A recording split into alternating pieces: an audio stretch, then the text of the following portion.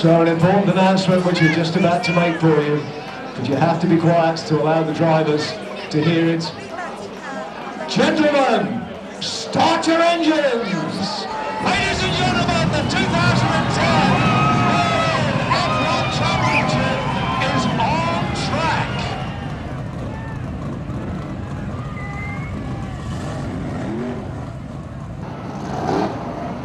The form would suggest Andy Smith starts as favourite.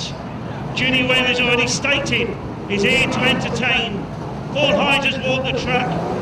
He's confident this could be his night. Paul Harrison, at his 22nd attempt, is aiming to be gold. Lou Wabish, Ron Crunder, Dan Johnson have all got a say in this one. And then you've got 8 times world champion John Lund on row 4. It could not be better. Paul Hines inside of the second row. Paul Harrison needs a good start. Mark Gilbank, the spoiler at the back. The focus is on Mr. Starter, Tony Osborne.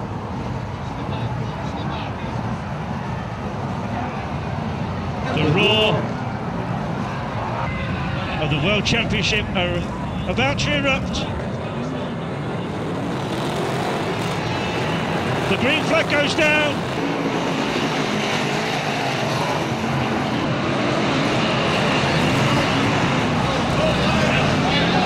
Listen, wave yellows around the track, please. Wave yellows. Wave yellows all around the track. The green flag did not go down. The green flag did not go down.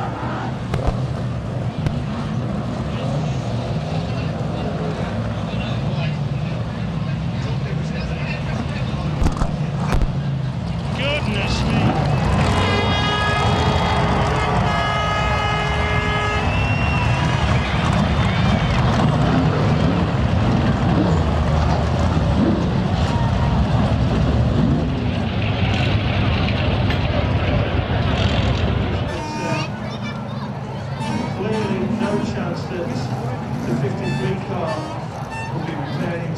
Johnny's knees just done it.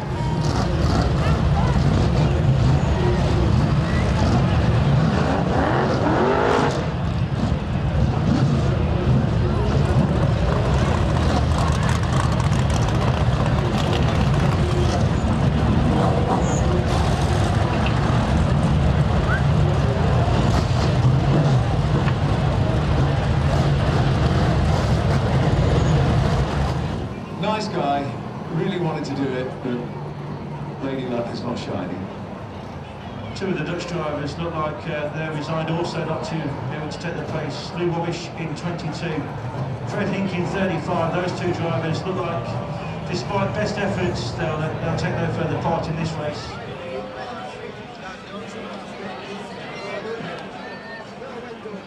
Big round of applause also for Rob Cowley, ace mechanic.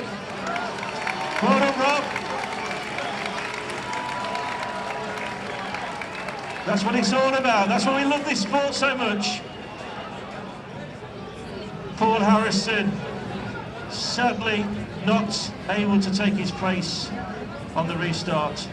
But there's a guy out there that seems very popular. Can John Lund win? What about Frankie?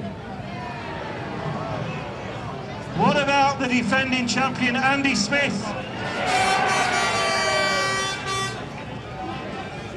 Is Dan Johnson able to get himself back on track and win the world title?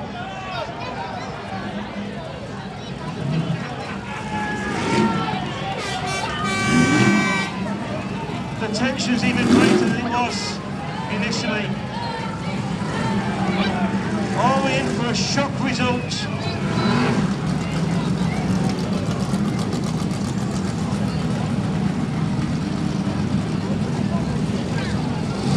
Lee Robinson in the borrowed Ricky Wilson machine. There's stories everywhere down the grid. Is this likely to be a memorable race?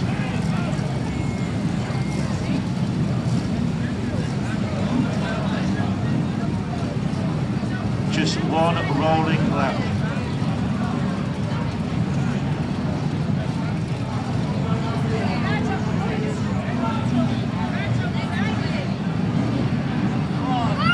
The drama, the excitement, the tension, the thrill of the gold chase. Over to Mr. Starter, Tony Osborne, we go red, we go green.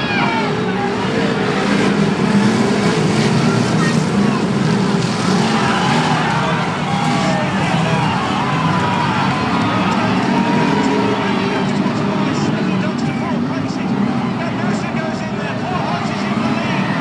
Now he's going to hold up the number, and this is going to be.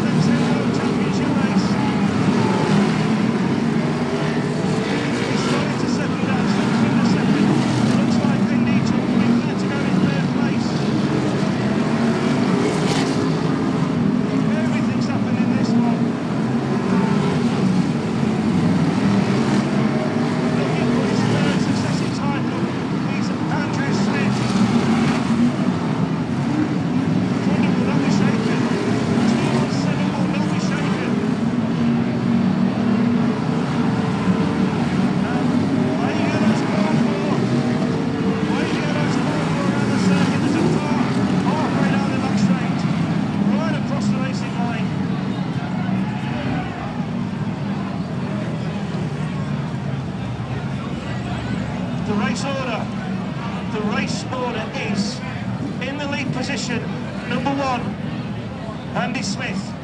In second place, and a big cheer because he's driving out of his skin. 217, Ron Crunda in second position. And in third place, looking at the lap charts, it looks to be Frankie Wayman Jr. Just wait for Mr. Starter, Tony. Just a quick announcement, Peter. Yeah. There's a little boy called Kyle that's got himself lost in the excitement. He's found himself to the pit gate, so the parents of Kyle, please, your son is with officials across there at the pit gate. I'm sure he's enjoying the racing, but I think it's much to see mum and dad. Well, we know in stock car racing, a family sport can be well looked after until mum and dad can collect it. So we're on the roll as Tony wheels them round, and away they come again. Third time of asking. Third time lucky, yeah, you're right. So, there they go, trickling past race control. Andy Smith then about to enter the back straightaway. Will not set the racing until Mr. Starter is absolutely happy.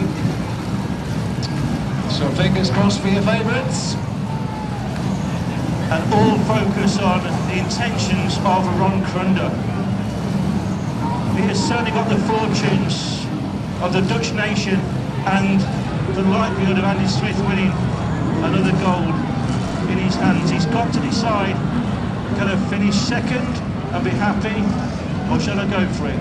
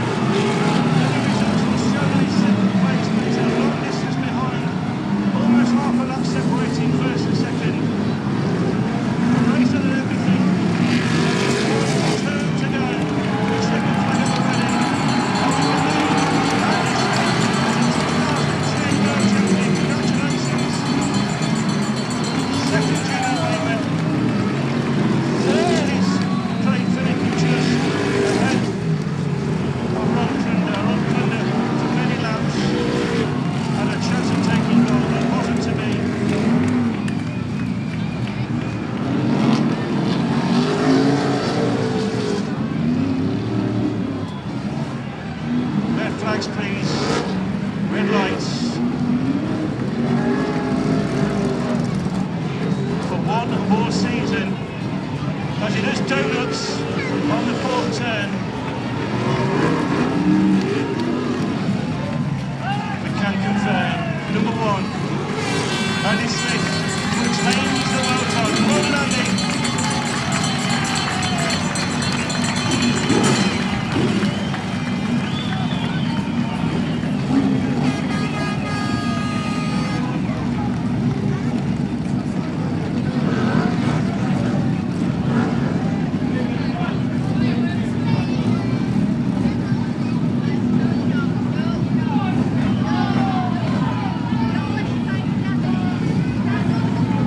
Confirmation, the top Dutch driver is 2:07 Ron Krunder. Thank you, Martin. Well, that goes to applause for Andrew Smith as he sits on his wing.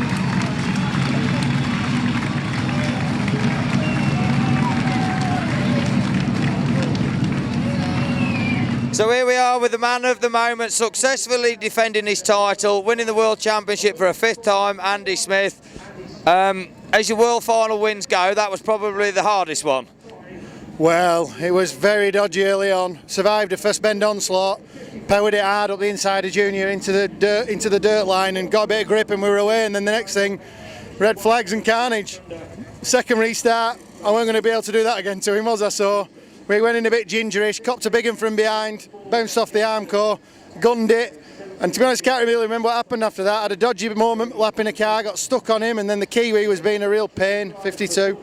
But the car wasn't brilliant, but kept me head early on, kept sensible about it, squared it up when it started to dry off and drive a bit, and I can't tell you what it means though, to win 3 on the trot. I mean, I just said on the interview with Yorkie there, when you've got, I mean, I don't want to sound big-headed because I'm not a naturally that sort of person, but I'm getting a bit excited, you know, 3 on the trot, because, you know, when you've got a dad who was good at stock car racing as my dad was, arguably the greatest driver ever, you grow up never thinking you're ever going to do anything what he's done. You know what I mean? You just try and forge your own career, try and do your best, and I suppose it makes you a little bit of a negative person in a way, because you never think you're going to live up to the plate. But tonight, you know, I've equalled him in hat-trick of World Finals, and you know, it's probably the pinnacle of my career, if I'm honest with you. Yeah, it's like you say, he's been your idol, your inspiration in your racing career, and you've matched him in terms of making it 3 on the trot, and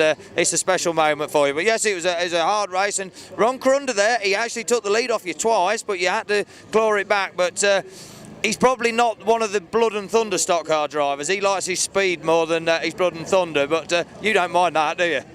Possibly, yeah. I mean, Ronnie were quick. He were right on my tail for a good few laps. I thought if he gets a chance, he's going to pop me away here.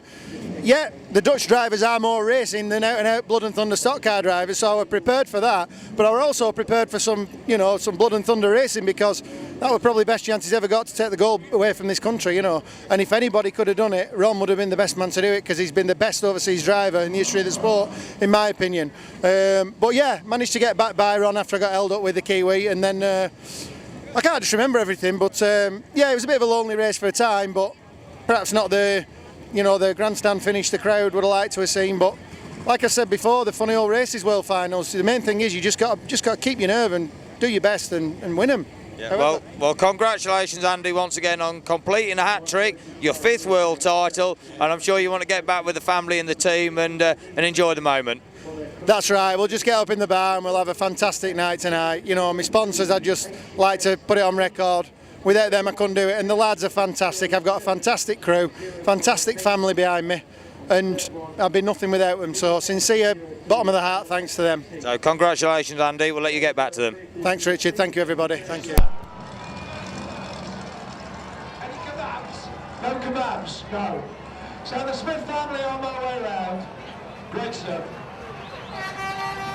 And I think Stuart Senior, as Andrew said, and God beat me down, is on his way. There you go then on the back straight away. You can give it up one time for those Rostrum Place drivers. They've earned your applause. You've seen a great